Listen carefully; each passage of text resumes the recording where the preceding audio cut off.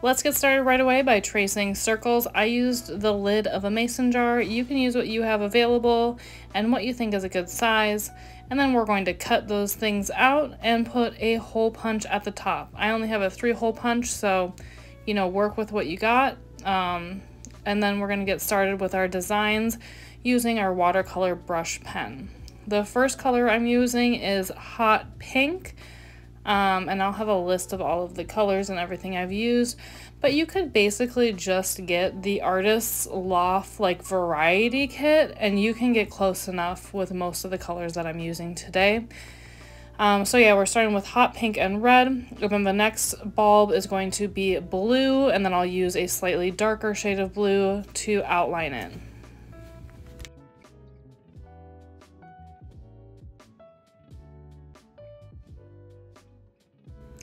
Next, I'm going to be using orange and then also red to outline that as well. And of course, we need to get gray and make the top of the bulb where the string attaches to the Christmas ornament itself. And for those of you that are tuning in today, my name is Jessica. I do art videos like this, so if you enjoy stuff like this, definitely make sure you subscribe to the channel. Now I'm getting out a blending brush. This is actually a watercolor brush because I lost my blending pen. So I'm just going to do and blend out all of those colors using just a little bit of water. And like I said, if you just bought the kit, you should have a blending brush that comes with it. So you can go ahead and use that. I'm using this is a rounded brush, so this works a little bit better for getting some of those fine details because these pictures are going to be really small. So whatever works best for you is a good choice.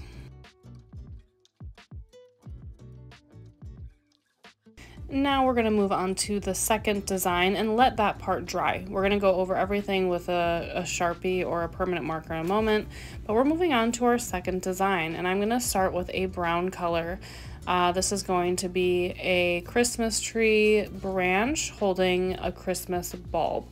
So just one line of brown, and then I'm going to take a light green and a dark green in a moment and do the pine needles. I'll let you know what colors I've used, but if you have the Artist's Loft variety kit, just use the light green and dark green that one comes with. So right here I am just making the same pattern. I'm making pine needles that go up and down, and then I'm going to do that again with the darker green just to add some variety in the colors.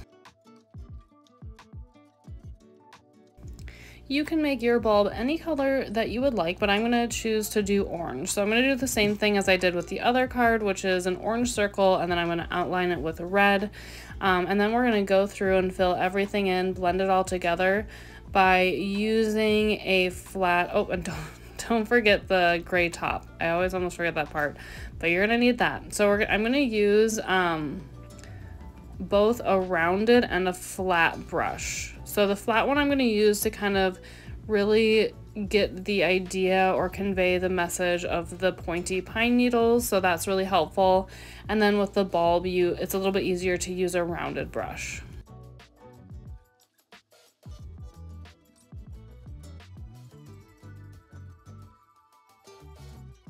All right, we're going to let that part dry and move on to our third design.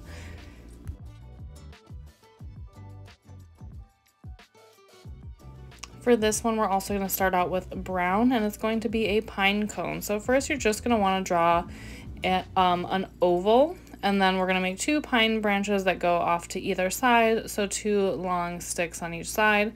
We're going to do kind of like a shallow rainbow shape that goes all the way up to the top.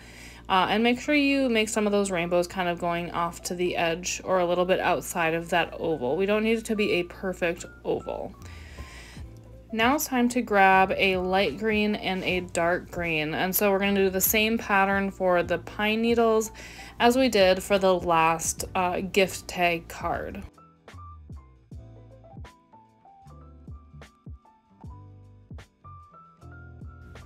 I'm also adding just a little bit of brown at the bottom, kind of to signify that the pine cone was one, you know, that like that little piece that was attached to the branch itself.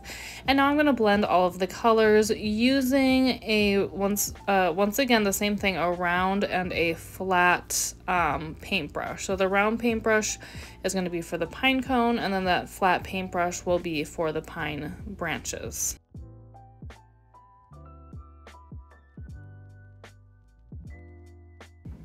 Let's get right into our fourth design. So let's start with gray.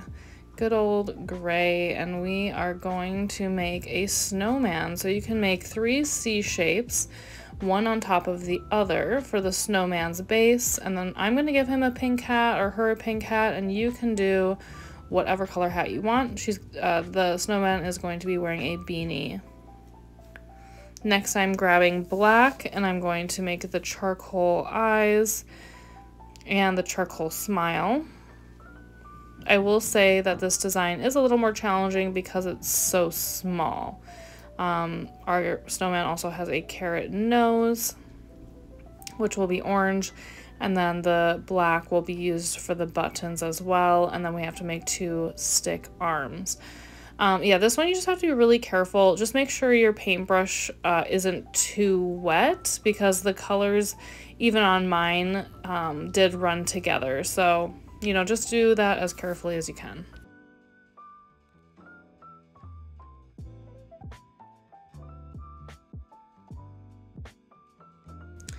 All right, let's set that aside to dry and work on our 5th design. And we're going to be starting with that light green and dark green. This one's super easy to do, so if you want simple and fast, all we're going to do is scribble a triangle shape with our light green, and then on one side we're going to scribble a darker green color to give a little contrast and variety, and then underneath we're going to use a light blue, which would represent the snow or the ground, like the icy ground. Super easy. Blend that together with a flat brush. And just be careful that the colors don't bleed together. If you're newer at this, you could let the tree dry and then do the ice and snow when the tree is dry. All right, it is time to get started on our last watercolor design. All right, for this one, we are going to be starting with gray. We're going to do a simple coffee cup. This one is so cute. I love this one.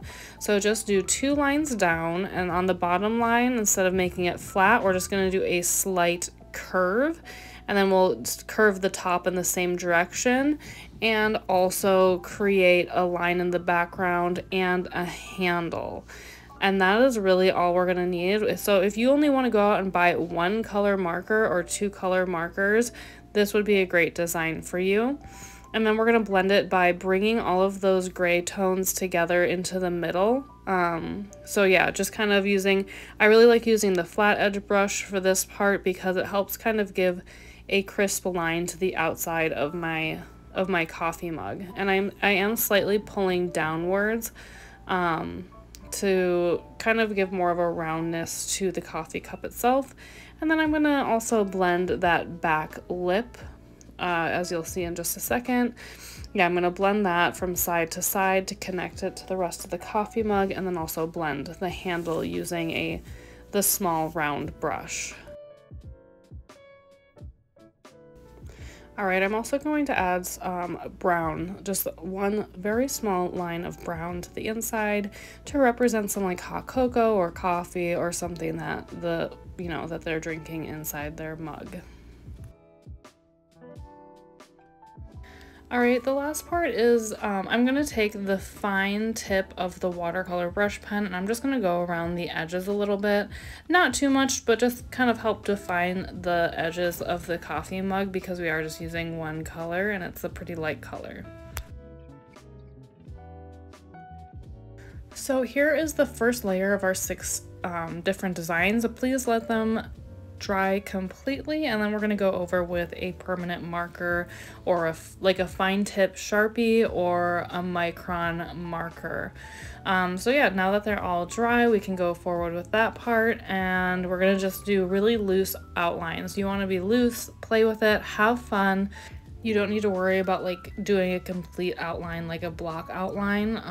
So I went around the bulbs 3 times, and I'm gonna zoom in so you can really see the finer details. But yeah, I wasn't completely like going on the edge. It was kind of going inside and outside of the bulb. And then on here, as you can see, I also did a little circle at the top where the string is going to come out. And then, so yeah, you do a little circle and another little circle. And yeah, we're going to do a really light string. So you're going to want to do not apply too much pressure to this part when you go up. Also, on all of these cards, I'm gonna add like some sort of writing. So if you don't like your writing, you can get like mini stamps, or maybe you have like, you know, some other way to do this, but I just wrote with my handwriting merry and bright on this one. But yeah, you could do to and from also and write the person's name as well.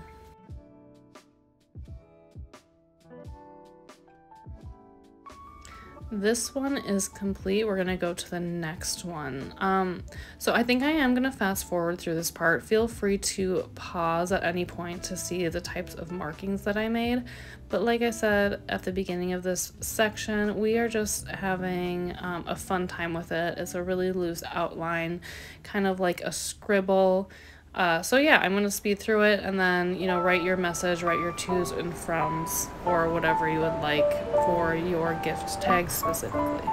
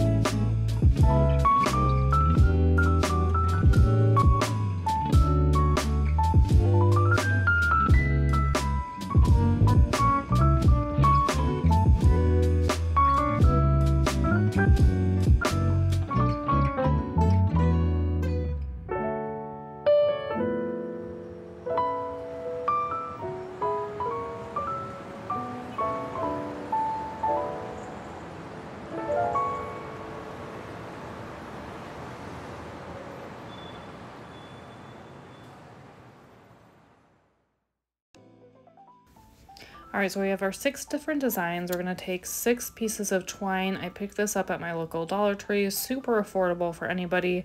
And then we are going to thread it by going through the front of our design. Not the back like I did the first time, but we go through the front and then pull it through the loop. And you're gonna do that on all of your tags unless you're taping them on. But I think this is a really cute way to display it. You could do it with twine, you could do it with ribbon. And yeah, we're gonna do it on all of those.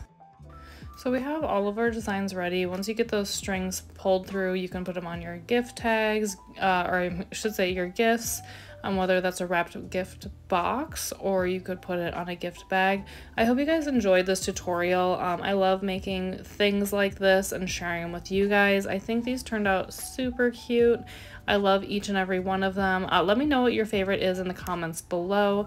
And if you enjoyed this video, make sure you give it a thumbs up and feel free to subscribe if you haven't already. And I'll see you guys in next week's video.